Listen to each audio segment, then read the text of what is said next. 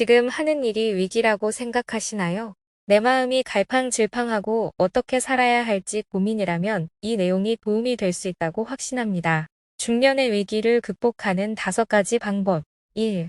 목표의 우선순위를 정하라. 버핏 기법. 버핏은 어느 날 자신의 자가용 비행기 조종사와 이야기를 나누고 있었다. 그 조종사는 자신이 바라던 바를 제대로 이루지 못해 낙담한 상태였다. 버핏은 3단계 해법을 처방했다. 첫째, 앞으로 남은 세월 동안에 이루어야 할 가장 중요한 목표를 25가지 적게. 둘째, 목록을 보고 상위 5개의 목표에 동그라미를 표시하게. 그렇게 하면 2가지 목록이 생기겠지? 하나는 최고 5가지 목표이고 또 하나는 그 다음 20가지 목표. 셋째, 이 5가지 목표를 이룰 방법을 당장 찾아보게. 그러면 다른 20가지는 모두 버리는 거지. 시간이 얼마나 걸리든 그 5가지를 이루기 전에는 20가지를 생각하지도 말게.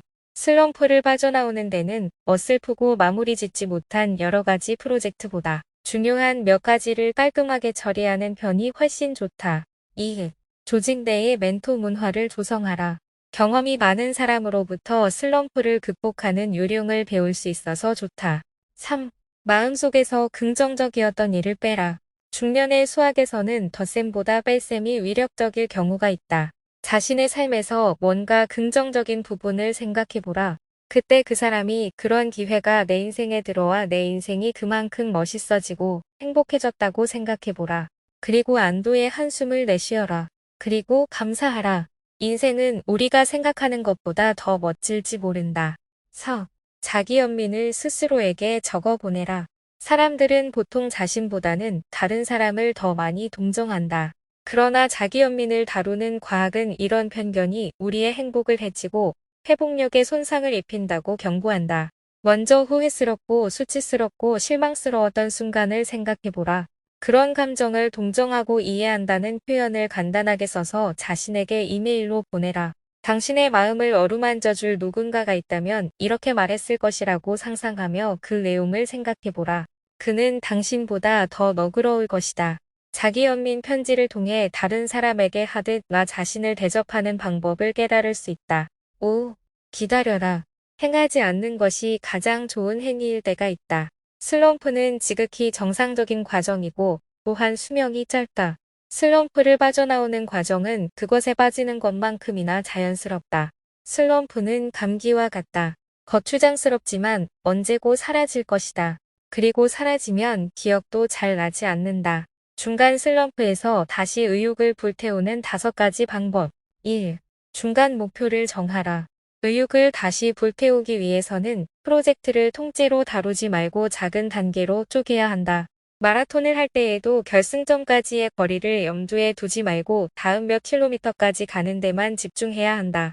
2. 중간 목표를 공개하라. 중간 목표를 정하면 공개 발언의 위력을 빌려야 한다. 누가 우리에게 책임을 부여했다면 우리는 목표에 더욱 적극적으로 매달릴 것이다. 슬럼프를 극복하는 한 가지 방법은 맡은 일을 언제 어떻게 끝내겠다고 사람들에게 공언하는 것이다. 당신에게 기대를 거는 사람이 많으면 망신을 당하기 싫어서라도 중간 목표를 향해 매진할 것이다. 3. 문장을 중간에서 멈춰라. 어니스트 헤밍웨이는 평생 15권의 책을 출간했다.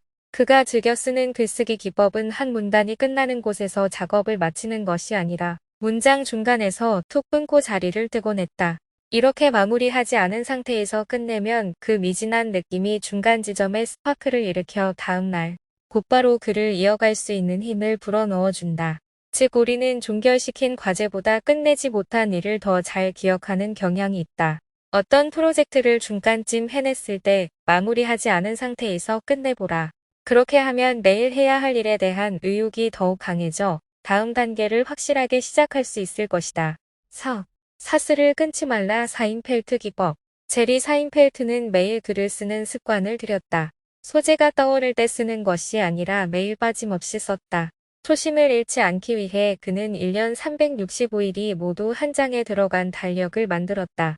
그리고 그는 빨간색 X표로 하루씩 매일 지워갔다. 며칠 지나면 하나의 사슬이 생깁니다. 그렇게 하다 보면 사슬이 하루하루 늘어나죠. 길어지는 사슬을 바라보는 게 즐거워요. 이제 남은 일은 사슬이 끊어지지 않도록 하는 것뿐입니다. 중간 지점에 슬럼프에 빠졌다는 느낌이 들어도 30일, 50일, 100일 동안 이어지는 X표 사슬을 바라본다고 생각해보라. 5. 내가 하는 일로 혜택 받을 사람을 생각해보라. 계속할 수 있을까라는 슬럼프는 어떻게 하면 내가 도움이 될 수 있을까라는 스파크로 바뀐다. 내가 하는 일을 그 사람에게 바친다고 생각하면 더욱 헌신적으로 일을 수행하게 될 것이다. 앞자리에 서야 할 4가지 상황. 1. 시장이나 군수, 오스카 수상자 등의 후보 명단에 오른 사람이라면 1번이 유리하다. 사람들은 투표 용지 맨 앞에 나오는 후보를 선호했다. 2. 당신이 표적으로 삼은 고객을 이미 확보한 회사와 경쟁을 해야 한다면 선두에 서는 것이 결정권자에게 신선한 느낌을 준다. 3. 경쟁 상대가 많지 않을 경우 먼저 치고 나가면 초도 효과의 이득을 얻을 수 있다. 사람들은 첫 번째 것을 더 잘 기억하는 경향이 있기 때문에 맨 처음을 선호하는 편이다. 4. 면접을 보거나 강력한 후보들과 경합해야 한다면 맨 처음에 하는 것이 유리하다. 일부 소수 후보들이 그 분야 전체를 대표한다고 착각하는 경향이 있다. 그래서 초반에 매우 유능한 지원자를 몇 명 접한 면접관들은 나중에 지원하는 사람들에게서 좀 더 적극적으로 결점을 찾으려 하게 된다. 먼저 나서지 말아야 할 4가지 상황. 1. 당신이 디폴트 선택 기본적인 선택이라면 먼저 나서지 말아야 한다. 한 사람은 하루 중 이른 시간이나 휴식, 이후 기운이 회복했을 때보다는 늦은 시간 피로감을 느낄 때에 디폴트를 고수하는 경향이 강하다. 2. 경쟁자가 대단하지 않더라도 그 수가 많을 경우엔 나중에 설수록 유리하고 맨 마지막에 서면 아주 유리하다. 8개국의 아이돌 라이브 경연 1,500건 이상을 분석한 연구에 따르면 마지막에 무대에 서는 가수가 다음 라운드에 진출할 확률은 약 90%인 것으로 조사되었다. 최고 수준의 피겨스케이팅과 와인 시음 대회도 거의 같은 양상을 보인다. 시합이 시작된 순간 심판들은 탁월성의 표준을 높게 잡는다고 애덤 갤린스키와 모리스 슈바이처는 말한다. 시합이 계속되면서 기준은 좀 더 현실적으로 바뀌는데 이는 나중에 나오는 사람에게 유리하다. 나중 사람은 앞에 나온 사람들이 하는 것을 보고 분발하기 때문이다. 3. 상황이 불확실할 때는 첫 번째로 나서지 않는 것이 유리하다. 결정권자의 기대가 어느 정도인지 알지 못하는 상태에서는 선발하는 사람이나 선발되는 사람 모두 명확한 기준을 잡기가 어렵다. 하지만 시간이 가면서 기준은 점점 뚜렷해진다. 4.